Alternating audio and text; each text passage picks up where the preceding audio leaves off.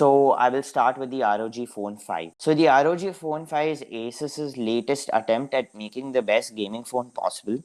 It comes in two variants. The first being 8 gigabytes of LPDDR5 RAM with 128 gigabytes of storage, and this comes at 49,999 rupees. And the other variant is 12 GB of LPDDR5 RAM and 256 gigs of storage, and both are supposed to be available on Flipkart. It comes with the latest Snapdragon 888 as seen on the Mi 11 Ultra and the OnePlus 9 Pro. So it's basically the 888 is now has come to the point where it is a must for if you're having a flagship phone. That's the only processor to go to. So like there's not much competitors to Triple Eight, so it's pretty fine. I'm pretty fine with that. It comes with a 144 hertz display, which is really good because even laptops, even gaming laptops, 144 hertz is super tough to get. The screen is S AMOLED and supports HDR 10 plus video playback. It comes with a 6000 milliamp hour battery, which can be charged from two ends. Yes, you heard it right. It can be charged from two ends.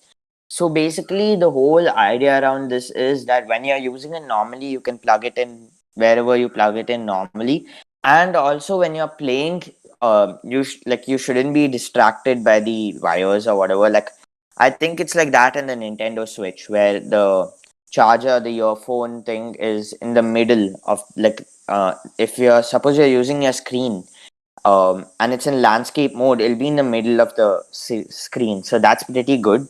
Both are USB Type C. It comes with air triggers with input motion gestures and 7 magnet stereo loudspeakers, which is really good for a phone. It supports 5G and it has latest Wi-Fi 6 support. So the whole thing about this 5G is that it isn't advertised much of a 5G, but it is there in the website, 5G phone. Um, I wasn't able to get clear information about the 5G bands, but it seems so that it has 11 bands or more, so which is pretty good. I think it's one of the most in all Android phones, at least. Like especially considering that it's competing with the OnePlus 9 and all those Mi 11 and all those big players, right? So that's pretty good. That was pretty good of Asus to include that. Then it has lots of accessories, but the most important one is an external cooler, which can be attached to the back of the phone, and it supposedly decreases the thermals of the phones. I don't know how much it actually helps, but it helps a bit, is what the reviewers say. I don't know if it's really necessary, because if you look inside the phone, it has two graphite cooling pads, an aluminium frame, copper vapor chamber, and it has split batteries for proper heat distribution too. So I don't know if it'll really be necessary, because I feel like the Android software itself is just like what not enough for it. Like how the iPad OS is limiting the iPad, I feel like this phone can do much more, because if you look at the specs. So I don't think so there are any games like even Genshin Impact, if you play on max settings, I don't know if it'll heat that much. Like I have played Genshin Impact on iOS and I haven't felt much problems. So I don't know what the case is on Android. But Genshin Impact is a game which everyone uses as to test the graphics of the phone now. So it comes with a 6.7-inch display, which isn't like your modern displays with like a hole punch cutout or a pop-up camera or something. It has like bezels like resembling that of the Google Pixel 3, I think, like that. So if you guys get like the Samsung Galaxy S8 and S9 had two big bezels below. It isn't annoying, but considering that the display is so big, but I'm just trying to tell you guys. It comes with a Samsung AMOLED display, and we know Samsung is just the king at making displays. And it has 144 hertz refresh rate, as I've told before. It comes with a 2.43, 24.3 touch latency, 300 hertz touch sampling rate, and advanced color accuracy. I don't know how much of a difference this will actually be in our gameplay, because I don't know how this helps much. So I can't give any comments on that. It has a 1 millisecond pixel response time, and the reviews say that that is good. So I don't know. I'm not much of a mobile gamer anymore, so I can't comment on this.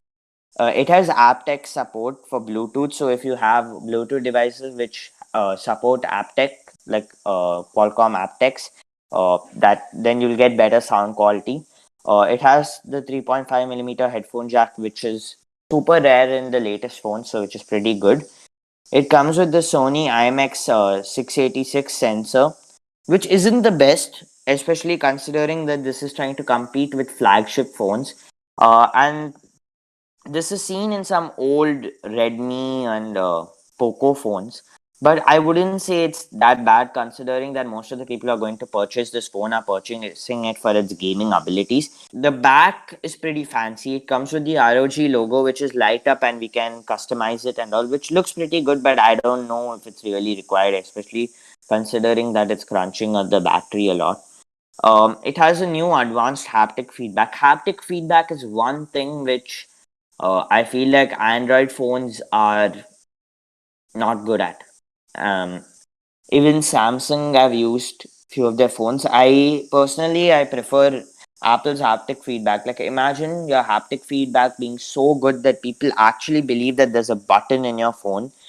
Exp- uh, like in I think I don't know if it was 8 and 7, even SC. It doesn't have an actual button. It's just a touch sensitive like area, and when you click on it, it's just the haptic feedback that plays, and many people believe it's a button. So just imagine. Then it has two other phones in the lineup: the ROG Phone Pro. Um, I don't know about the price of this phone, but it comes with 16 GB RAM, and ROG Phone Ultimate with 18 GB RAM. The advantage of this phone is I think it'll have better cooling. I don't know if that's true, but I think like because I haven't gotten much specs about this, but it will come with rear capacitive triggers on the back of the phone. So for gamers who want to use the back as a phone as a button, yeah, that would be good for them. Um, so my script is over here, but I would like to go a bit off tour, but regarding this phone only. Usually I cover the software and stuff while talking about a phone. Like when Aditya Birla covered the Mi 11 Ultra, he did talk about the MI's OS or whatever. I don't remember its name now. Can't recall. But Asus, I have used their old phones like I think 4 years back.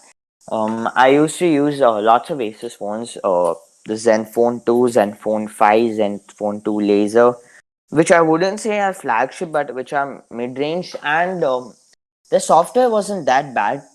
Like it wasn't filled with bloatware, like per se, but it had some unnecessary apps, like which was from Asus itself. For example, like cleaner, system cleaner, and all. Like I don't think so people use that, but the ROG phone comes with an ROG UI or whatever. So people are saying that's good. I personally, from the reviews I've seen, like I don't like the design of the UI. Even though it's a gaming phone, I'm not a fan of that fancy like gaming type RGB type UI. I would like a simple UI like Oxygen OS or something like which is smooth and isn't too fancy personally.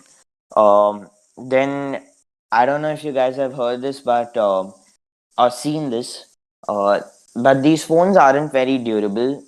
Jerry did everything did his test on the phones and it didn't pass the test. So if you are thinking of buying this phone, please be very careful with your phone, is what I'm saying. Especially considering that those who will buy will use it for lots and lots of hours. So be careful, is what I'm saying. So I guess that's it for the ROG Phone 5 for now.